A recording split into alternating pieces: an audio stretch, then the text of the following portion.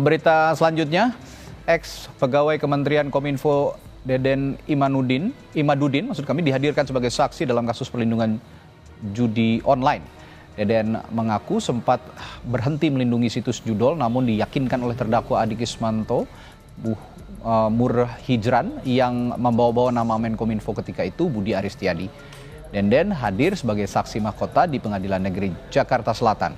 Deden bilang setelah tidak lagi menjabat Ketua Tim Pengendali Konten Internet Ilegal Kemkominfo, dia berhenti melindungi situs judi online. Namun menurutnya terdakwa Adi Kismanto dan Murhijran meyakinkannya untuk kembali melindungi situs judi online dan tidak perlu khawatir karena sudah diketahui oleh orang di atas, katanya.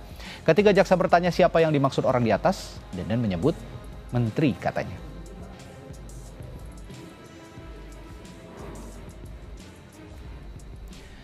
Yang mereka maksud adalah Pak Menteri, kata Deden Imadudin, saksi mahkota yang juga jadi terdakwa kasus perlindungan judi online. Seperti kami kutip dari Kompas.com, Rabu 12 Juni.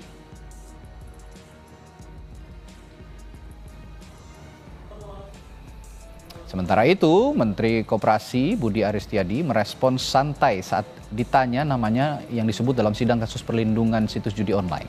Saat ditanya namanya kembali disebut di persidangan, Budi Ari hanya mengatakan biar saja, katanya. Sebelumnya nama Budi Ari disebut karena diduga mengetahui praktik perlindungan situs judol saat menjabat Menteri Kominfo periode 2003-2024. 2023-2024 maksud kami. Sama Bapak itu disebut dulu Pak di dalam judol. Itu katanya Bapak tahu soal Budi Aris Setiadi, mantan Menteri Komunikasi dan Informatika Menkominfo, kembali menjadi sorotan publik. Kali ini, ia diduga mengetahui praktik perlindungan terhadap situs judol selama masa jabatannya, sebuah tuduhan yang mencoreng citra pemerintahan Jokowi. Dalam sidang di Pengadilan Negeri Jakarta Selatan pada 11 Juni 2025, ex pegawai Kominfo Deden Imadudin Soleh yang kini menjadi terdakwa dalam kasus penjagaan situs judol mengungkapkan fakta-fakta mengejutkan. Menurutnya, Budi Ari tak hanya sekadar tahu, tapi justru menjadi orang di atas yang disebut-sebut oleh pelaku sebagai pihak yang menyetujui berlanjutnya praktik gelap tersebut. Deden menyatakan bahwa pertemuan antara para tersangka seperti Murhijran alias Agus, Adi Kismanto, dan Alwin Jabarti Kiemas membahas pengaturan penjagaan situs judol agar tidak diblokir. Dalam percakapan mereka, ada pernyataan bahwa semua sudah oke karena diketahui oleh yang di atas. Dan yang mereka maksud adalah Budi Ari saat itu masih menjabat sebagai Menkominfo. Yang lebih mencengangkan lagi, surat dakwaan nomor PDM 32 JKTSL EQ2/0/2025 juga menyebutkan bagaimana Budi Ari secara langsung meminta Zulkarnaen Apriliantoni untuk mencari orang yang bisa mengumpulkan data situs judol. Orang yang kemudian direkrut adalah Adi Kismanto, meski tanpa latar belakang akademis yang memadai, tetapi diterima berkat atensi dari Budi Ari sendiri. Budi Ari kini menjabat sebagai Menteri Koperasi, membantah semua tuduhan. Ia menyebut bahwa klaim soal pembagian 50% dari hasil kejahatan itu hanyalah narasi jahat. Ia bahkan mengklaim dirinya aktif memberantas judol selama menjabat di Kominfo. Tapi sayangnya, klaim itu belum dibarengi dengan bukti konkret, sementara fakta di pengadilan mulai terbongkar satu persatu. Jaksa Penuntut Umum, JPU, juga mengungkap adanya pembagian uang hasil pelindungan situs judul. Dalam pertemuan di Cafe Pergrams, Senopati, Jakarta Selatan, Murhijran dan kawan-kawan membahas pembagian komisi. 20% untuk Adi Kismanto, 30% untuk Tony, dan 50% untuk Budi Aris Setiadi. Ini bukan sekadar rumor. Ini adalah pengakuan dari mulut para pelaku. Dalam majelis pengajiannya, Habib Rizik pernah mengatakan bahwa dalam ajaran Islam, judol termasuk salah satu dosa besar yang sangat diharamkan karena merugikan dan sangat merusak.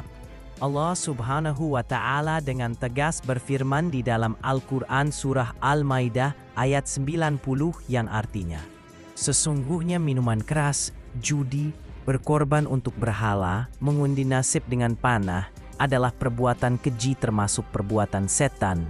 Maka jauhilah perbuatan-perbuatan itu agar kamu mendapat keberuntungan. Ayat ini tidak menyisakan ruang sedikit pun bagi umat Islam untuk membenarkan aktivitas terkait judi, apalagi melindungi atau bahkan menjadikannya sebagai sumber pendapatan ilegal. Apalagi jika hal itu dilakukan oleh para pejabat negara yang seharusnya menjadi teladan dan penjaga syariat. Selain itu, Rasulullah SAW bersabda, Allah melaknat orang yang menerima uang dari hasil judi.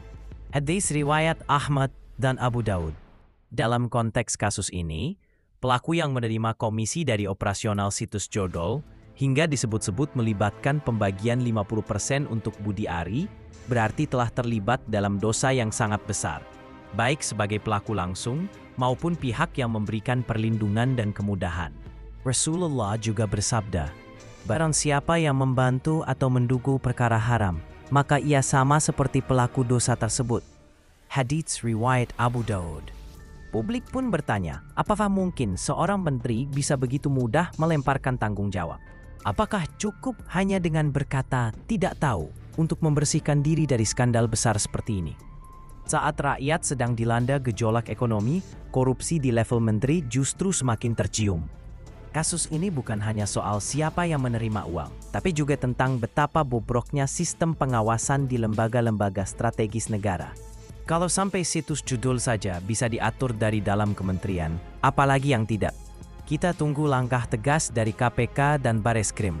Jangan biarkan kasus ini tenggelam seperti biasanya. Rakyat berhak tahu siapa sebenarnya Budi Ari yang sesungguhnya. Mantan aktivis, ketua relawan Jokowi, atau otak mafia judo. Sampai kapan masyarakat Indonesia harus menutup mata terhadap skandal besar yang melibatkan salah satu menteri di pemerintahan Presiden Prabowo Subianto? Nama Budi Ari Setiadi, Menteri Koperasi, belakangan tercatat dalam berbagai laporan sebagai sosok yang diduga kuat terlibat dalam perlindungan situs judi online.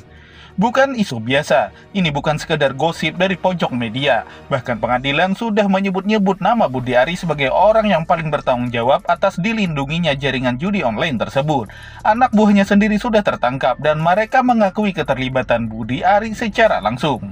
Namun ironisnya, hingga hari ini Budi Ari masih duduk manis di kursi kementeriannya, tidak tersentuh hukum sama sekali, tidak tersentuh politik. Padahal tuntutan untuk menonaktifkannya sudah datang dari banyak pihak, termasuk partai pendukung pemerintah sendiri.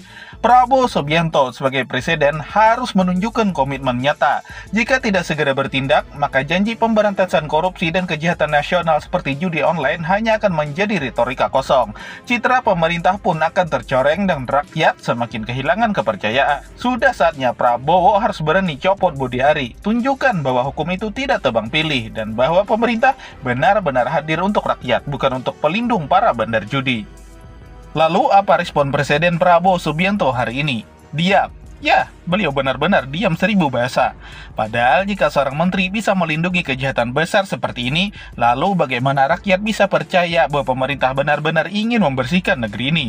Banyak pihak, termasuk dari partai koalisi, sudah menyerukan agar Budi Ari ini diberhentikan sementara untuk bisa menjalani proses hukum. Tapi sampai hari ini, dia masih bebas keluar masuk istana, menghadiri rapat kabinet, dan membuat kebijakan untuk rakyat, seolah-olah dia tak tersentuh hukum sama sekali, dan tidak terjadi apa-apa. Ini bukan lagi soal politik, ini soal tanggung jawab moral. Jika Prabowo tidak segera bertindak, maka ia sendiri yang meruntuhkan kredibilitas pemerintahannya. Janji-janjinya untuk memberantas korupsi, janji penguatan hukum, semuanya akan menjadi retorika kosong. Kami sebagai rakyat Indonesia berhak atas pemerintahan yang bersih, transparan, dan berani. Berani menegakkan hukum tanpa pandang bulu. Prabowo, copot Budi Ari sekarang. Tunjukkan bahwa Anda tidak berpihak pada pelaku kejahatan, tapi pada rakyat yang sedang menunggu keadilan.